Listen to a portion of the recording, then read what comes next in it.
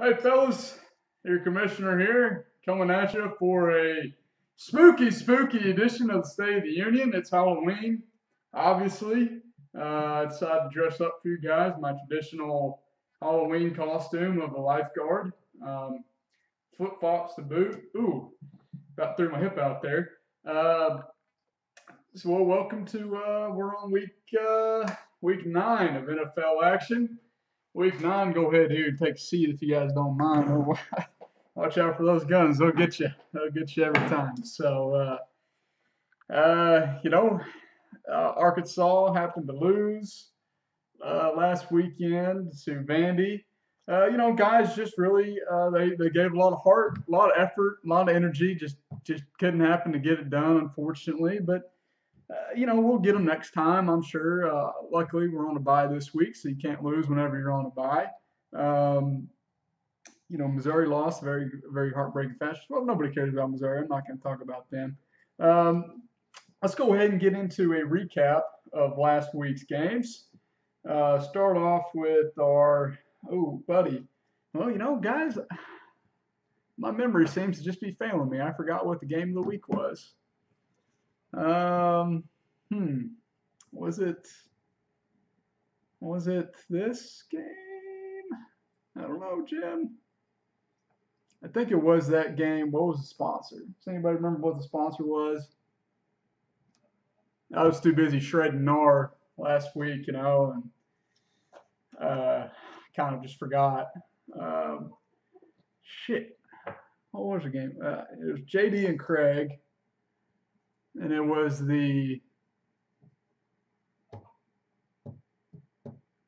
It was something. I'll tell you that, fellas. It was something. I honestly can't remember for the life of me. I should have looked it up. I was just too excited to get going. Um, but anyway, kind of lived up to the hype. Craig ended up winning by about 20 points, 151 to 135. After starting the season 0-4, he's now 4-4. JD is also 4-4. Pretty good games out of both of these guys. Are just two. Craig's a real inspiration for me.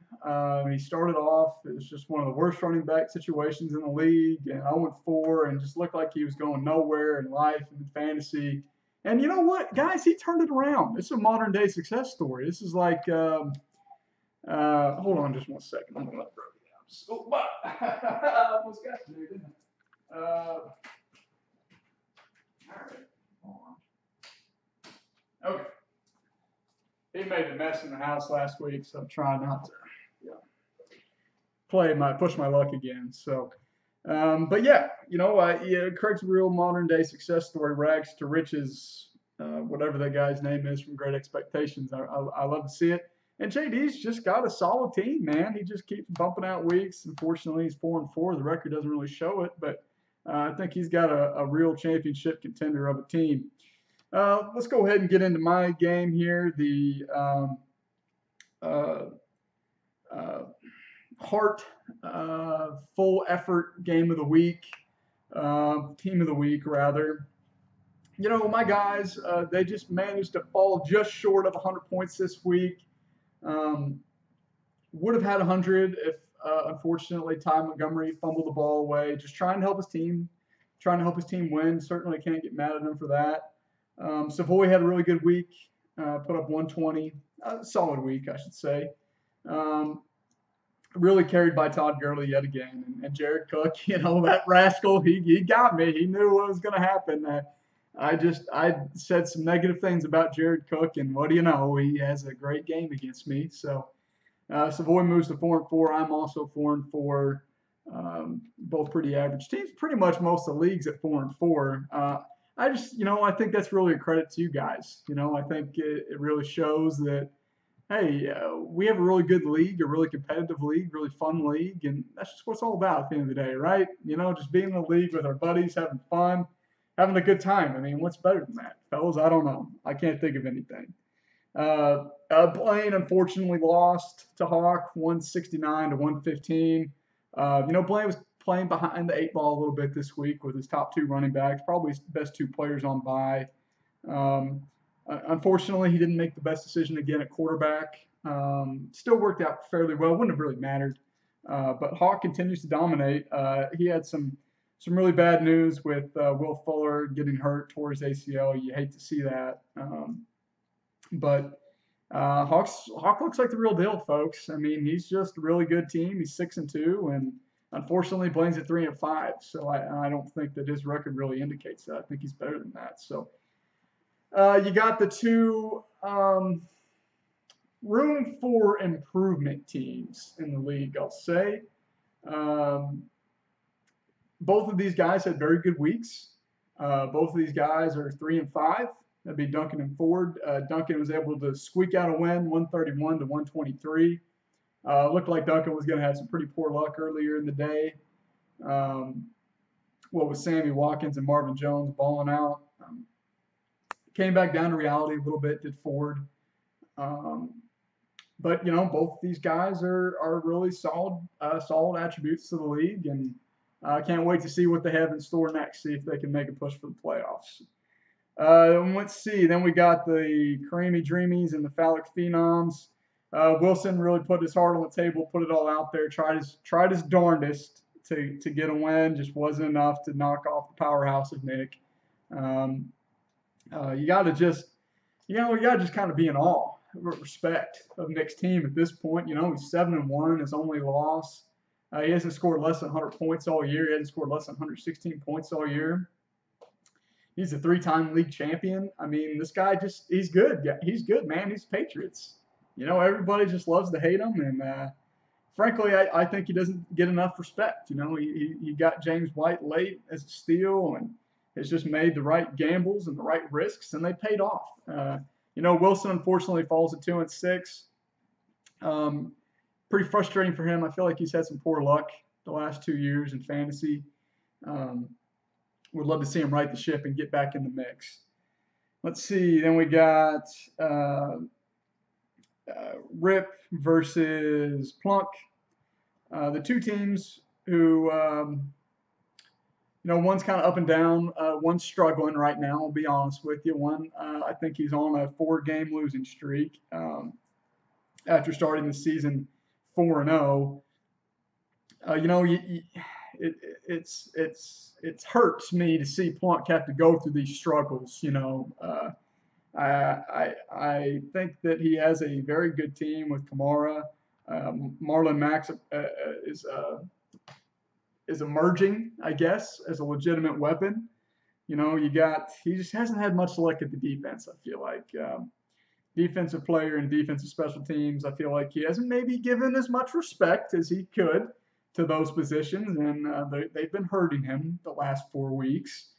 Very good week from Rip. He wins 157 to 113. They're both 4-4.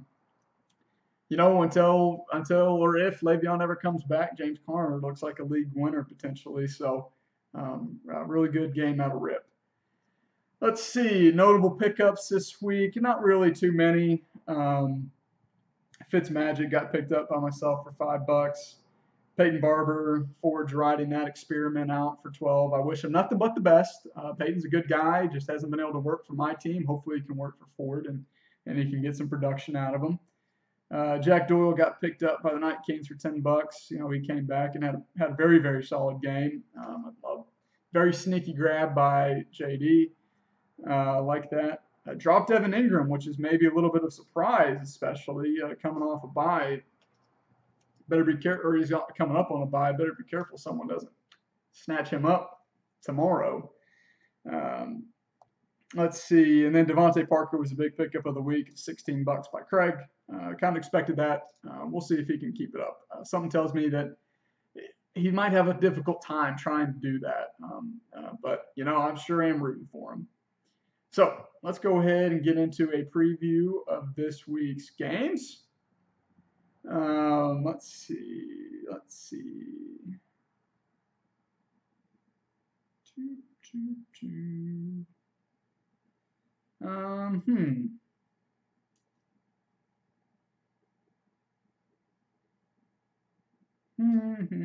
Anybody got any suggestions? Oh, first of all, here. Actually, I've got a quick question. Another one that we had a couple weeks ago. Keep you guys on your toes. The first owner who can tell me what team has the lowest scoring total in league history, and what was that point total? You don't have to give me the year. You don't have to give me all those details. Just who was the owner, and what was the point total for $5 FAB? Who can tell me that? First owner to text that to me receives $5 FAB. First owner, or the owner with the least amount of points in league history in a single game, and what was the point total? Okay, so I think I'm going to make this. There's not really any great, 4-4 teams matching up against each other, so we'll just make that one the game of the week. I'll start off with the Scamps and the Kareemy Dreamies. Projected to be fairly close. Nick is, gosh darn it, he's projected to beat me by 4, even though he doesn't have his number 1 wide receiver, his number 1 quarterback, or his number 1 tight end. All those guys are on bye. But he's got some good matchups there, and James White just looks like the best running back in the league. Kareem's a beast. I was liking my chances to beat Nick earlier a few days ago, but looking at the team he's able to assemble with this tough bye week for him, I think he's just going to keep rolling and move to 8-1. Let's see. Then we have Duncan versus Rip. Rip is projected to win 138-121.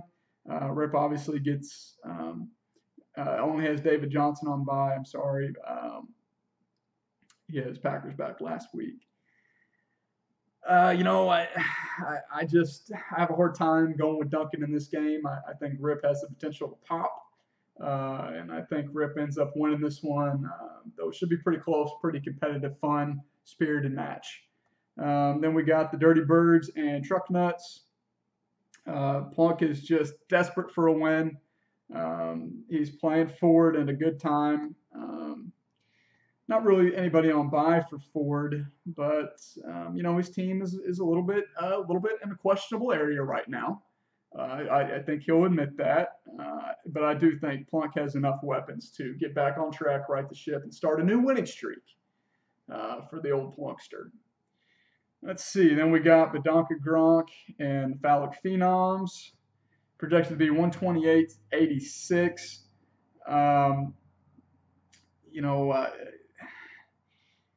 Unfortunately for Wilson, he has Golden Tate, who has had back-to-back buys because he got traded. That's very tough. Same with the Amari Cooper owner earlier this year.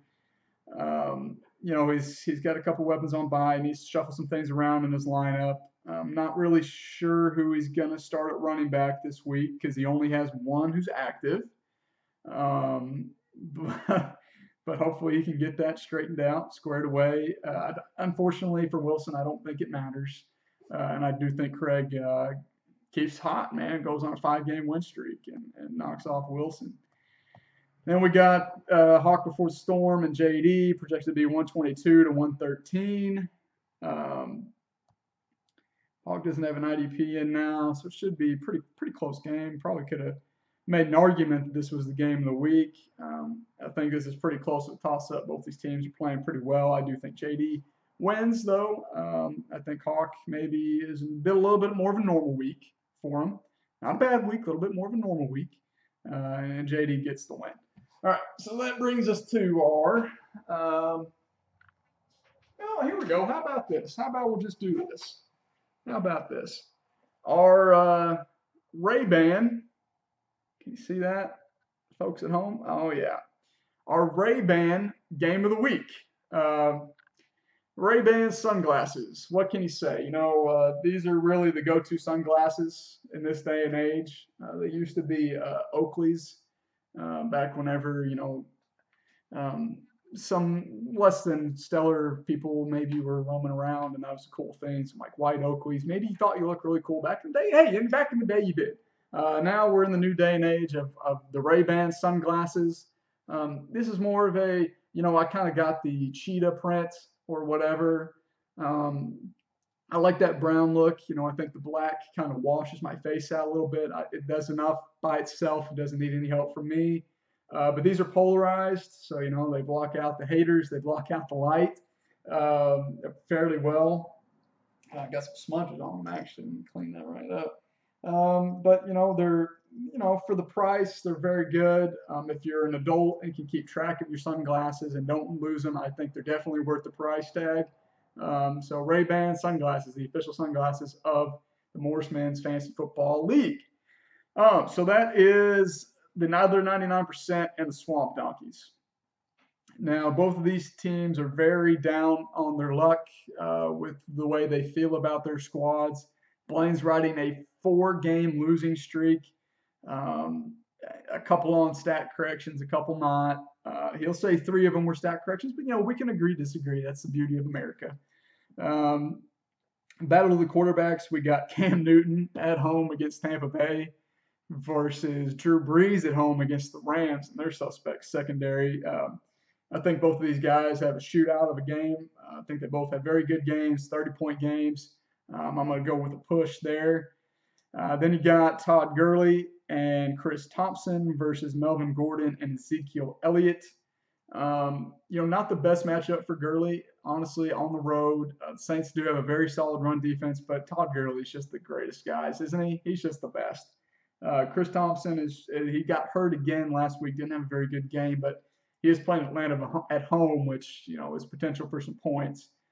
I think Zeke and Melvin have some decently tough matchups. So maybe not their best game. So I think Savoy gets a slight edge just because of Gurley there, but I think that one should be fairly close as well.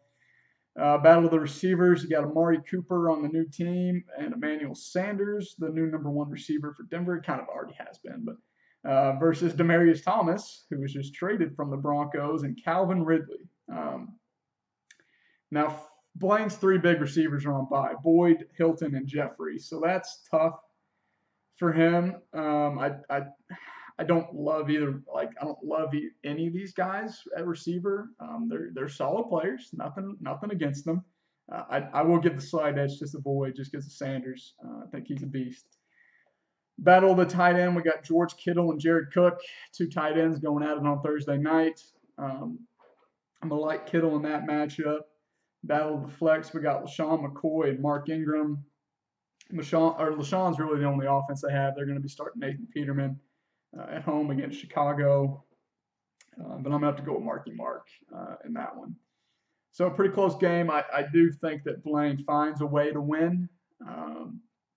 He needs it and puts a whole bunch of teams at 4 and 5. So that's all I got this week. Like I said, fellas, it's bye week this week, so no game to lose. But Hogs are playing. I just said that, you dummy. Halloween, obviously, if y'all are going out and doing stuff, be safe, make smart decisions. And if you're not, just have fun, maybe trick or treat with the little kids coming by and make sure you got some candy. But other than that, good luck this week, fellas, and we'll pick.